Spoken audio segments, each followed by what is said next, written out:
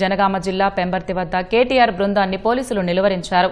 తాజా వివరాలు మా ప్రతినిధి లింగయ్య ప్రత్యక్ష ప్రసారం ద్వారా అందిస్తారు.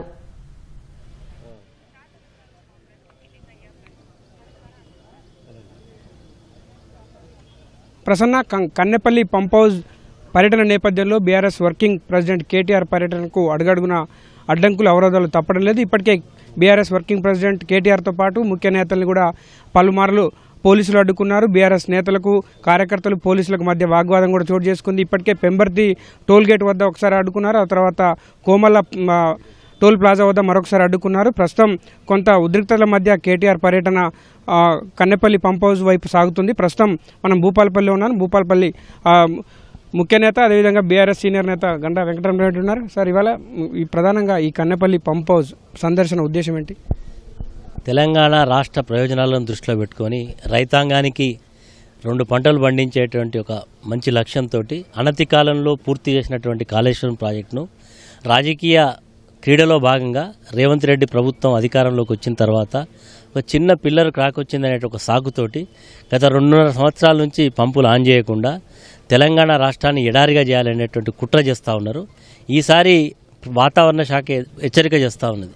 ఎలినో ప్రభావంతో ఈ సంవత్సరం వర్షాలు అతి తక్కువగా ఉంటాయి, మరి జాగ్రత్త పడితేనే తప్ప భవిష్యత్తు ఇబ్బంది లేకుండా ఉంటుంది అని చెప్పి వాతావరణ శాఖ హెచ్చరిక చేసిన ప్రభుత్వం నిర్లక్ష్య ధోరణి అదే పద్ధతిలో అవలంబిస్తున్నది. కాబట్టి రాష్ట్రంలో రైతాంగానికి మేలు చేయాలి, తాగునీటి సాగునీటి అవసరాలు తీర్చడం కొరకు రాజకీయ వేదికకు కాళేశ్వరం ప్రాజెక్టును వాడుకోకండి, రైతు ప్రయోజనాలను కాపాడమనే ఒక ప్రధాన ఉద్దేశంతో కేటీఆర్ గారి యొక్క పర్యటన ఈరోజు కన్నెపల్లి పంప్ హౌస్లో తెలంగాణ సమాజానికి చూపెట్టే ఉద్దేశంతో ఇన్ని నీళ్లు నిరుపయోగంగా సముద్రంలో కలవబోతున్నాయి. నీళ్లు గోదావరి పక్కనే పోతున్నటువంటి ఇంత తక్కువ వర్షపాతం నమోదైనప్పటికీ కూడా ఈ రోజు వరకు కూడా ఇప్పుడు పోయి చూసినా ఒక 50,000 క్యూసెక్ల నీళ్లు డౌన్ స్ట్రీమ్ ప్రవహిస్తూ ఉన్నాయి. కాబట్టి వద్దు, తక్షణమే పంపులు ఆన్ చేయండి. ఇప్పటికే రిజర్వాయర్లన్నీ కూడా పిల్లలు క్రికెట్ ఆడుకోవడానికి ఆడుకుంటున్నారు. అది నీళ్లతో ఉండాల్సిన ప్రాజెక్టు ఇట్లా ఉండకూడదు.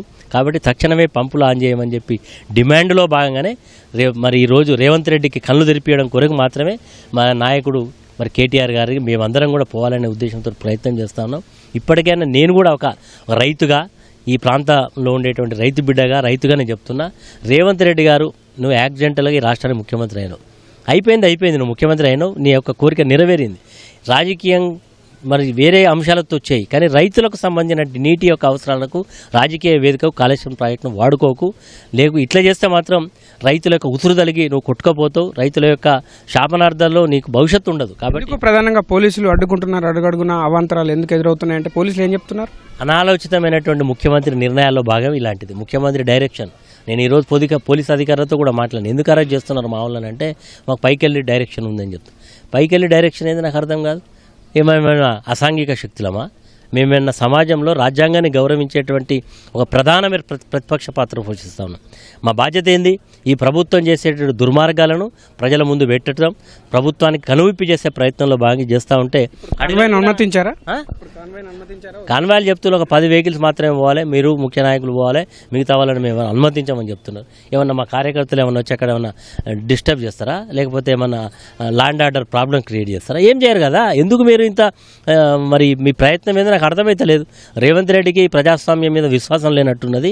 కాబట్టి ఆయన హిట్లర్ వారసుడు కాబట్టి హిట్లర్ యొక్క నియంతృత్వ ధోరణులు ఆయన మనసులో ఉన్నాయి. అవన్నీ కూడా బయట పెడతా ఉన్నాడు. హిట్లర్ యొక్క పరిపాలన ఎట్లుంటుంది అనేది చూపెడతా ఉన్నాడు. కాబట్టి హిట్లర్ ఎట్లనైతే కొట్టుకుపోయిండో, మరి సమాజంలో ఎంత దుర్మార్గమైనటువంటి ముద్ర వేసుకున్నాడో అలాంటి వారసుడిగా రేవంత్ రెడ్డికి అదే పద్ధతి గడుతుంది. ఇది బీఆర్ఎస్ నేతల వాదన అయితే ప్రధానంగా కాళేశ్వరం ప్రాజెక్టు నుంచి ప్రధానంగా కన్నెపల్లి పంప్ హౌస్ వద్ద దాదాపు 1,00,000 క్యూసెక్ల నీరు సముద్రంలోకి వృధాగా పోతుంది. ఆ రైతులకు సాగునీరు అందిస్తే తప్ప ఇప్పుడు రైతులు మళ్ళీ వరి నాట్లు వేసుకునే పరిస్థితి లేదన్న ఉద్దేశంతో ఆ విషయాన్ని సమగ్రంగా రాష్ట్ర ప్రజానీకానికి వివరించేందుకు కేటీఆర్ పర్యటన కొనసాగుతుందని, ఇప్పటికే అడుగడుగున అడ్డంకులు అవాంతరాలు ఎదురైనప్పుడు కూడా పోలీసులతో పలుమార్లు బీఆర్ఎస్ ముఖ్య నేతలు కార్యకర్తల వాగ్వాదం తోపులాటలు కూడా చోటు చేసుకున్నాయి. మరి కాసేపట్లో మధ్యాహ్నం 1 గంట తర్వాత కన్నెపల్లి పంప్ హౌస్కు కేటీఆర్ బీఆర్ఎస్ నేతల బృందం చేరుకుంటుంది. అక్కడికి వచ్చిన తర్వాత ఆ కన్నెపల్లి పంప్ హౌస్ వద్ద నీటి లభ్యత, అదేవిధంగా నీటి వివరాలను తెలుసుకొని ఆ పూర్తి లెక్కలతో ప్రభుత్వానికి అదేవిధంగా రాష్ట్ర ప్రజలకు కేటీఆర్ వివరించే అవకాశం ఉంది. మరోవైపు కేటీఆర్ పర్యటన సందర్భంగా పలు చోట్ల ఉద్రిక్తతలు కూడా చోటు చేసుకుంటున్నాయి. ప్రమాదం కూడా చోటు చేసుకుంది. చిన్న బీఆర్ఎస్ ఎమ్మెల్సీ శంబీపూర్ రాజుకు గాయాలవడంతో ఆయనను ఆసుపత్రికి కూడా తరలించినట్టు మనకు సమాచారం ఉంది. దీంతో పలు చోట్ల ఉద్రిక్తతలు అదేవిధంగా అడ్డంకితుల మధ్య మాత్రం కేటీఆర్ పర్యటన కన్నెపల్లి పంప్ హౌస్ వైపు సాగుతున్న పరిస్థితి ఉంది. Over to you Prasanna. ధన్యవాదాలు లింగయ్య.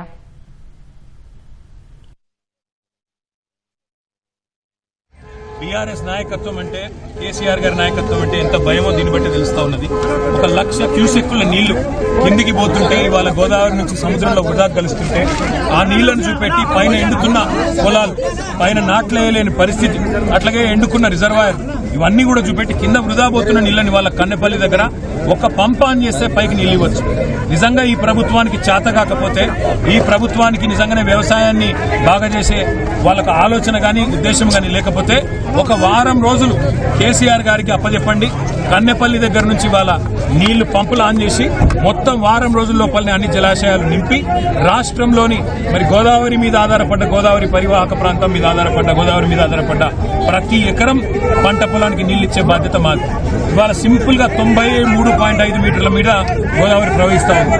మేడిగడ్డ బ్యారేజ్ తో సంబంధం లేకుండా, బ్యారేజ్ గేట్లు తెరుచున్నాయా మూసున్నాయా అన్న దాంతో నిమిత్తం లేకుండా ఇవాళ బ్రహ్మాండంగా పంపులు ఆన్ చేస్తే కన్నెపల్లి దగ్గర నుంచి లిఫ్ట్ చేయొచ్చు. ఆడ 96 మీటర్ల మీదికెళ్ళి గోదావరి పోతున్నది. ఇవాళ 93.5కే మీరు బ్రహ్మాండంగా పంపులు ఆన్ చేయొచ్చు. ఆడ బ్యారేజ్ తో సంబంధం లేకుండా నీళ్లు తోడొచ్చు. బ్రహ్మాండంగా మిడ్ మానేర్ కానీ, లోవర్ మానేర్ కానీ, పైన ఉండే మల్లన్న సాగర్ కానీ, రంగనాయక సాగర్ కానీ అన్ని కూడా బస్వాపూర్తో సహా అన్ని రిజర్వాయర్లు నింపొచ్చు. బ్రహ్మాండంగా రైతులకు నీళ్లు ఇవ్వచ్చు. మార్గ మధ్యంలో ఉండే చెర్రల్లో కూడా నీళ్లు పోయొచ్చు.